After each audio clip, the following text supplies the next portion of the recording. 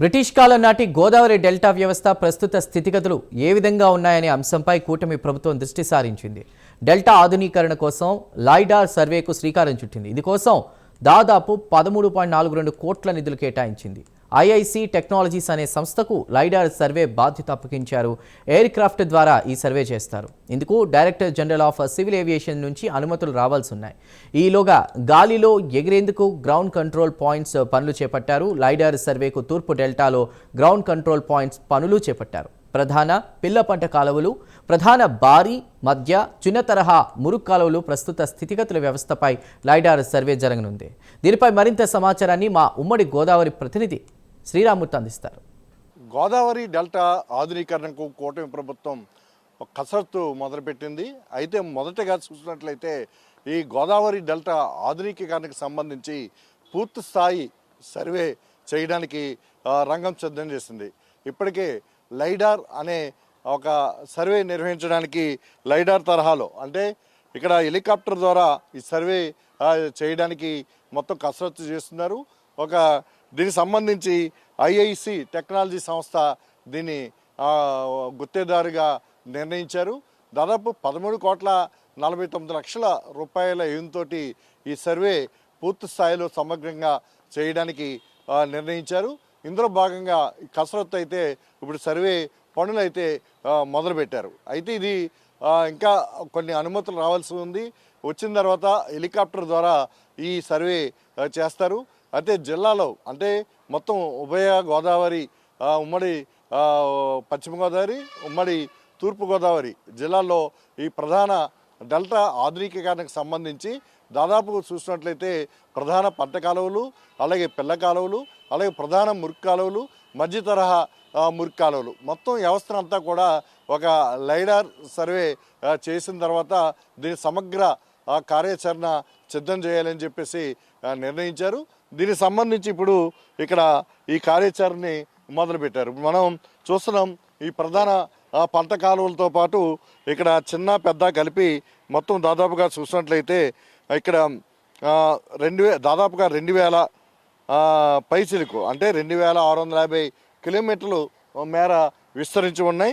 ఇందులో ప్రధాన పంట కాలువలు చూసినట్లయితే 788 కిలోమీటర్లు, అలాగే పిల్ల కాలువలు చూసినట్లయితే 4,758 కిలోమీటర్లు, ప్రధాన మురికి కాలువలు 760 కిలోమీటర్లు, మధ్య తరహా మురికి కాలువలు చూసినట్లయితే 804 కిలోమీటర్లు, చిన్న తరహా మురికి కాలువలు కూడా కలిపి మొత్తానికి 2,650 కిలోమీటర్ల మేర ఈ సర్వే జరగనుంది. అయితే ఉమ్మడి తూర్పుగోదావరి, ఉమ్మడి పశ్చిమ గోదావరి డెల్టా జిల్లాల్లో కలిపి పశ్చిమ గోదావరి జిల్లాలో చూస్తే 1465 కిలోమీటర్లు, అదే తూర్పుగోదావరి జిల్లాలో చూసినట్లయితే 1184 కిలోమీటర్ల మేర ఈ లైడార్ సర్వే చేయనున్నారు. ఇప్పటికే దీనికి సంబంధించి పశ్చిమ డెల్టాలో ఇక్కడ ఏదైతే ఈ లైడార్ సర్వేకి సంబంధించి కొన్ని మార్కింగ్లు చేయాల్సి ఉంది. ఆ మార్కింగ్లు చేసే పని కొనసాగుతుంది. ఈ మొత్తం ఇన్ని కిలోమీటర్లకి ఒక్కొక్క మార్క్ పెడుతూ ఉంటారు. దాని లెక్కన సాంకేతికంగా ఈ కార్యక్రమం కసరత్తు నడుస్తూ ఉంది. దీనికి సంబంధించి ఏదైతే హెలికాప్టర్ ద్వారా ఈ సర్వే జరుగుతుంది అంటే బ్రిటిష్ కాలం నాటి గోదావరి డెల్టా వ్యవస్థ ప్రస్తుతం ఏ విధంగా ఉందనే అంశం ఇప్పుడు కూటమి ప్రభుత్వం పూర్తిగా దృష్టి పెట్టింది. ఇది బ్రిటిష్ కాలం తర్వాత ఆధునీకరణ అనేది చాలా తక్కువగానే జరిగిందని చెప్పొచ్చు. అప్పుడప్పుడు ఎక్కడైనా గట్లు తెగిపోయినా, ఏదైనా మేటలు వేసుకున్నా ఇవి ఆధునీకరించారు తప్ప ఆనాటి అవుట్ఫాల్ స్లూయిస్లు కానీ, లాకులు కానీ, అలాగే ప్రధాన పంట కాలువలకు సంబంధించి రివిట్మెంట్లు కానీ ఇలాంటివి ఏవి కూడా ఇప్పటివరకు పెద్దగా జరగలేదు. దాదాపుగా 150 సంవత్సరాలు నడుస్తున్నప్పటికీ డెల్టా ఏర్పడి ఇప్పటివరకు సరైన వ్యవస్థ దీని మీద రాలేదు. దీంతో ఈ లైడార్ వ్యవస్థని పూర్తి స్థాయిలో లైడార్ ద్వారా సర్వే హెలికాప్టర్ ద్వారా చేసి మొత్తం దీన్ని చేయడానికి కోసం ఇప్పుడు కసరత్తు నడుస్తూ ఉంది. దీనికి సంబంధించి కొన్ని అనుమతులు కూడా రావాల్సి ఉన్నాయి. అంటే GCCA అంటే ఎయిర్పోర్ట్కి సంబంధించి ఇక్కడ హెలికాప్టర్ అంతా కూడా రాజమండ్రి ఎయిర్పోర్ట్ నుంచి ఇది రాకపోకలు జరుగుతూ ఉంటాయి. ఎన్నిసార్లు ఇది సర్వేకి వెళ్లాల్సి వస్తుంది, ఎన్నిసార్లు మళ్ళీ తిరిగి వస్తుంది ఎన్ని రోజులు దీనికి ఇదంటే అనేది ఇంకా కార్యాచరణ సిద్ధమవుతుంది. DCCA నుంచి కూడా దీనికి అనుమతి రావాల్సి ఉంది. అది వచ్చిన తర్వాత అయితే ఇది వెంటనే ఈ సర్వే మొదలు పెట్టడానికి ఇక్కడ సన్నాహాలు అయితే చాలా చురుగ్గా సాగుతున్నాయి. ప్రస్తుతం అయితే పశ్చిమ డెల్టాకు సంబంధించి ఇప్పుడు పూర్తి స్థాయిలో ఈ ల్యాండ్ మార్కులు ఎక్కడెక్కడ ఈ సర్వేకి సంబంధించి ఒక్కొక్క పాయింట్ నిర్ధారిస్తారు. అది టెక్నికల్గా ఏర్పాటు చేయాల్సి ఉంది. అలాంటి మార్కులన్నీ వేస్తున్నారు. అలాగే ఇప్పుడు సెంట్రల్ డెల్టాలో ఈ మార్కులు వేసే కార్యక్రమం కొనసాగుతుంది. ఆ తర్వాత తూర్పు డెల్టాకి, ఈస్టర్న్ డెల్టాకి కూడా ఈ మార్కులు వేస్తారు.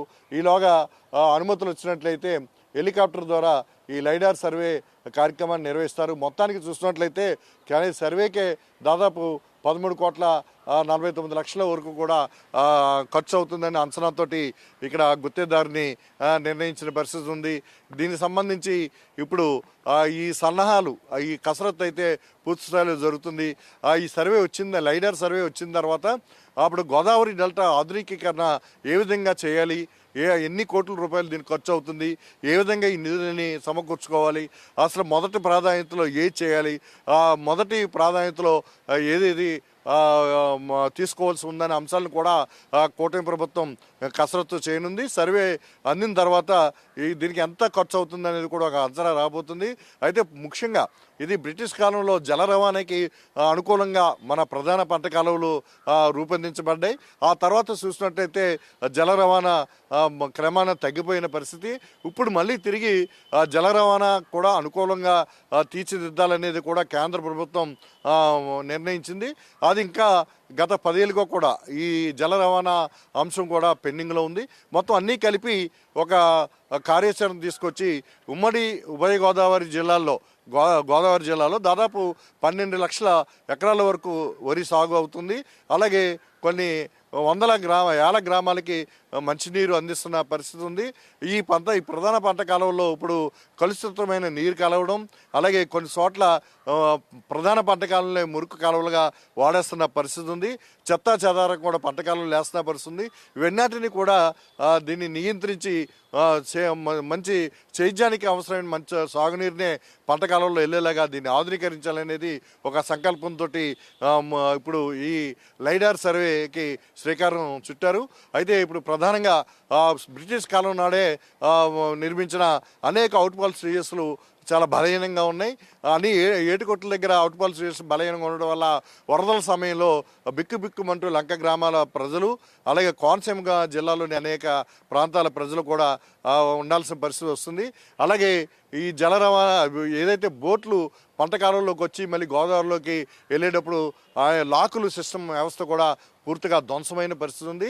దాన్ని ఆధునీకరించాల్సిన ఆవశ్యకత కూడా ఉంది. అలాగే పంట నీరు, ఈ సాగునీరు ప్రధాన పంట కాలం నుంచి పిల్ల కాలువలకు వెళ్ళేందుకు అనేక చోట్ల లాకుల సిస్టమ్ ఉంది. ఆ లాకుల వ్యవస్థ కూడా చాలా వరకు బలహీనపడిపోయి ఉన్నాయి. ఇవన్నీ కూడా ఆధునీకరించాల్సి ఉంది. ఈనాటి మీద కూడా ఈ లైడార్ సర్వేలో సమగ్ర సర్వే తర్వాత ఒక కార్యాచరణ సిద్ధం చేయడానికి జలవనరుల శాఖ అలాగే కూటమి ప్రభుత్వం ఇక్కడ ప్రయత్నం చేస్తుందని చెప్పచ్చు. కెమెరామెన్ నానితో Sriramamurthy, prime line news, Rajahmundry Dhavaleswaram barrage నుంచి, అలాగే డెల్టా ప్రాంతం నుంచి.